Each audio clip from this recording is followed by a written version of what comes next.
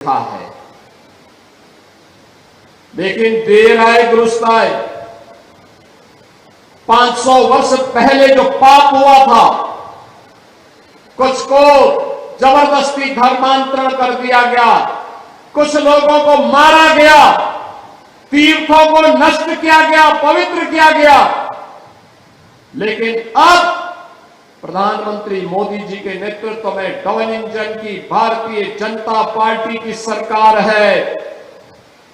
अब तो संभल में 68 तीर्थों के पुनरुद्धार का काम भी शुरू हुआ है। 19 कूपों के पुनर्जीवित करने का काम भी प्रारंभ हुआ है और 24 कोसी परिक्रमा के कार्य के लिए भी हम लोगों ने धनराशि स्वीकृत करके उसको आगे बढ़ा दिया है, उसको भी आगे बढ़ा दिया है। अब कोई इन 68 तीर्थों पर कब्जा नहीं कर पाएगा, इन कूपों के अस्तित्व के साथ कोई खिलवाड़ नहीं कर पाएगा। अब कोई 84 कोसी परिक्रमा, 24 कोसी परिक्रमा में किसी प्रकार की बाधा नहीं खड़ा कर पाएगा। देख रहे थे ना, 10,000 एकड़ लैंड यहां पर इन माफियाओं ने जिन हिंदुओं की हत्या की थी, मारा था, कभी कांग्रेस की सरकार, कई समाजवादी पार्टी के पापियों के द्वारा किए गए अत्याचार, इसका परिणाम क्या था? दुष्परिणाम भुगत रहा था यहां का गरीब। उनकी जमीनों पर कब्जा किया गया, कोई पूछने वाला नहीं। ये 10,000 एकड़ लैंड खाली हुई है और मैंने कहा था यहां के गरीबों में बांटो, दलितों में बांटो, वंचितों को बांटो, पिछड़ी जाति के लोगों को जमीन दो। जिनके पास जमीन नहीं है, जिनके पास कुछ भी नहीं है, उन्हें सभी सुविधाओं से आच्छादित करो, उन्हें घोषित माफिया घोषित करो। इन्होंने लैंड रिकॉर्ड में, राजस्व रिकॉर्ड में भी नाम समाप्त कर दे और कहीं कोई साक्ष्य न रहे, इसके लिए इन्होंने चाहे कांग्रेस की सरकार रही हो, चाहे समाजवादी पार्टी की सरकार रही हो, लैंड रिकॉर्ड को भी इन्होंने नष्ट कर दिया। नष्ट करने का इन्होंने प्रयास किया, लेकिन ये लोग रिकॉर्ड नष्ट कर सकते हैं, सत्य को नष्ट नहीं कर सकते। और सत्य अंततः अपना स्वरूप दिखाता ही है और स्वरूप उसने दिखाया है वैसे ही जैसे 500 वर्षों के बाद अयोध्या में प्रभु श्री राम का भव्य मंदिर बनकर के खड़ा हो गया है। बहन और भाइयों, इसीलिए हम लोग अब यहां पे जोई में यहां पर पुलिस लाइन का निर्माण भी कर रहे हैं, संभल के अंदर पीएससी की बटालियन का गठन भी कर रहे हैं, इंटीग्रेटेड डिस्ट्रिक्ट हेडक्वार्टर भी बनने जा रहा है और संभल के विकास को ध्यान में रखते हुए जितने मार्ग थे सबको 4 लेन 2 लेन के साथ जोड़ते हुए गंगा एक्सप्रेसवे को मेरठ हरिद्वार से जोड़ते हुए प्रयागराज तक जोड़ा जा रहा है कि जब भगवान कल्कि का अवतार होगा यहां पर, तब देश और दुनिया फिर एक तीर्थ के रूप में हरिहर मंदिर का दर्शन कर पाएगी, भगवान कल्कि महाराज का दर्शन कर पाएगी। बहनों और भाइयों,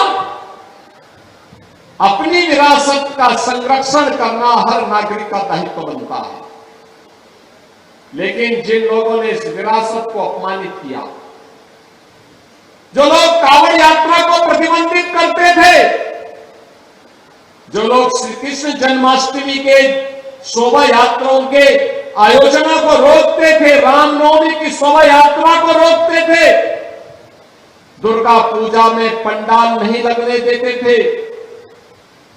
इन गुलामों से क्या उम्मीद करते हैं आप?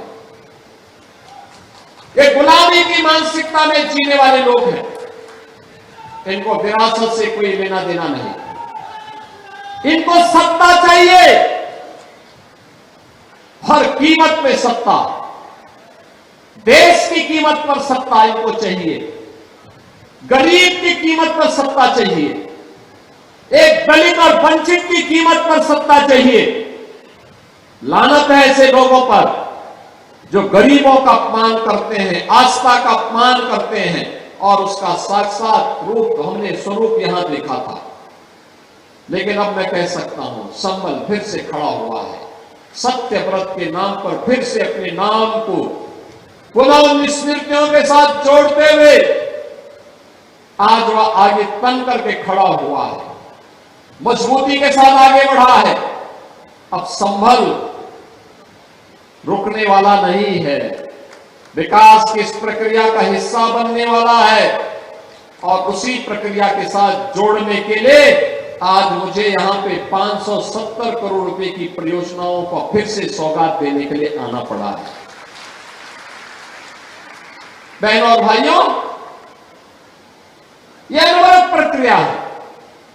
आज एक डबल इंजन की सरकार है तो हम ये कार्य कर पा रहे हैं। क्या ये काम 17 के पहले संभव था? क्या 17 के पहले कोई संबल का नाम लेने की हिम्मत करता था? तब तो एक तुर्क आकर के यहां पे अपमानित करता था, और यहां के देसी मुसलमानों को भी अपमानित करता था, अपनी टोपी को अपनी आंख में लगा करके उनको चिढ़ाने का काम करता था, अपने को बाबर का वंशज कह करके लगातार यहां के लोगों को, भारत और भारतीयों को अपमानित करने का काम करता था। लेकिन अब तुर्क की तुर्कई नहीं चलेगी, अब नहीं चल सकती है।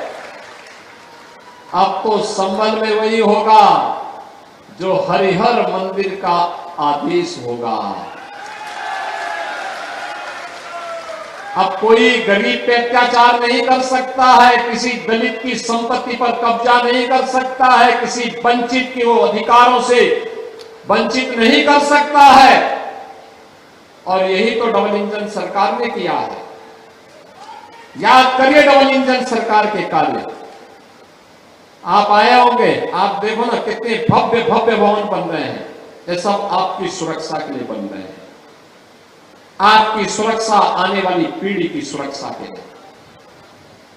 एक छत के नीचे हम ऐसी व्यवस्था करने जा रहे हैं जिस छत के नीचे आपकी सभी समस्याओं का समाधान होगा, और लैंड रिकॉर्ड ऐसा कि कोई व्यक्ति अगर आज आपकी जमीन पर कब्जा करने का दुस्साहस कर रहा है तो उसके जिनको हम 100 साल के बाद भी उसकी कब्र से निकाल करके वापस करवाने के सामर्थ्य रखेंगे। नहीं कर पाएगा कोई। ये बड़े भवन इसीलिए अगर किसी ने दुस्साहस किया तो उसका काम तमाम करवा देंगे कुछ ही मिनटों में।